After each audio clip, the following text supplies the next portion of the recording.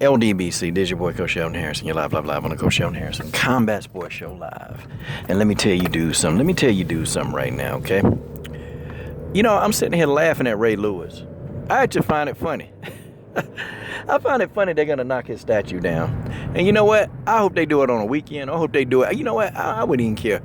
Because I would take a day, y'all. I would literally take a day to go watch them knock this statue down. I would take a day to go do it. Because, you know, all the stuff that Ray Lewis been doing, all the butt kissing, all that stuff he been doing, now it's coming to bite him back in his behind. That's what he get. That's exactly what he get. You know, this the same Ray Lewis that said, I ain't gonna never take a knee. I ain't gonna never take no knee, because that's disrespectful. Ray Lewis not only took one knee, he took two knees. How was Ray Lewis gonna explain it? Oh, I know how he gonna explain it. He said he was praying. He said he was praying. So now he changed it up till he was praying. Okay, cool. Cool, you were praying. You know, it's amazing. You know, Ray Lewis made the Christian community look bad. Isn't that something? He prayed for the narrative, the agenda of the Ravens owner, Steve Bisciotti. He prayed for that agenda, but he couldn't pray for the safety of Colin Kaepernick. You couldn't pray, even if you disagree with Colin Kaepernick. He could have prayed and said, you know, I pray that my brother get guidance in this situation. He didn't pray for Kaepernick. Nah, he ain't do none of that.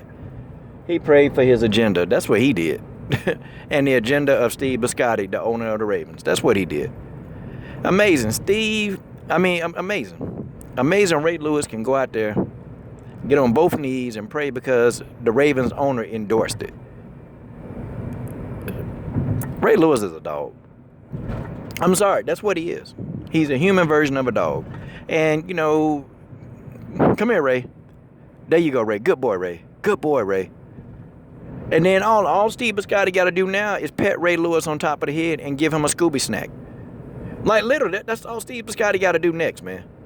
Like, and it's sickening, man, because, you know, Ray Lewis always talking about things that he do in the black community, but, nah, you know, the only thing I hear him doing, and me being black, you know, I resent this. I really and truthfully resent this. You know, the only thing that I've heard him do is really criticize, overly criticize. Okay? Overly criticize the black community, and that's the only community that he want to criticize. And all these other communities that do different things, but he wants to overly criticize the black community. And I take offense to that. Me being a black man, I take offense to that. And it's always the black person's fault in Ray Lewis' eyes, you know? I mean, you know, I don't get this guy. This guy from how he grew up, man. From how Ray Lewis grew up, the struggle that he went through, I don't understand this dude. You would think, man, that he would have a different approach, man. It's like Ray Lewis done forgot everything that he learned. He done forgot where he came from. And it's just like now, you know what? He just want to do what's popular for his pockets. Okay. No worries. And if you would ask Ray Lewis, he would probably tell you he don't do nothing for the money. Okay, cool, right. Sure he don't. These are lies. These are outright lies. We know, and I know, that Ray Lewis, the only reason why he went to that game and got on both knees because the owner endorsed him to do it. Ray Lewis is a dog and he's on a leash. And the owner let the leash go for one game only. I guarantee you Ray Lewis won't be doing that again. They probably won't even let him on the field now for that. They probably not. But I can't wait to see him get that statue torn down. Because, you know, man, I'm starting to look at, man, some of my brothers, man, and it's just, I'm starting to shake my head, man, because, you know, we got a lot going on. And I would love it, man. I really would love it to have a nation, man, where everybody, all races can unite.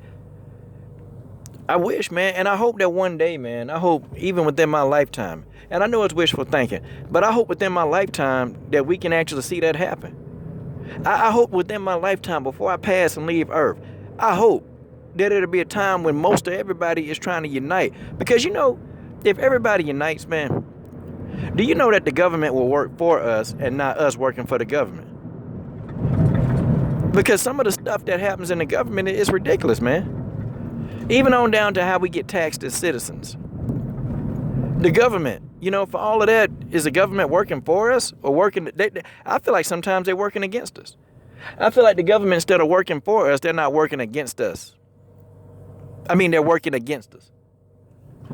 Because when you try to get ahead, it's like you can't really get ahead if you're in the middle class, because guess what?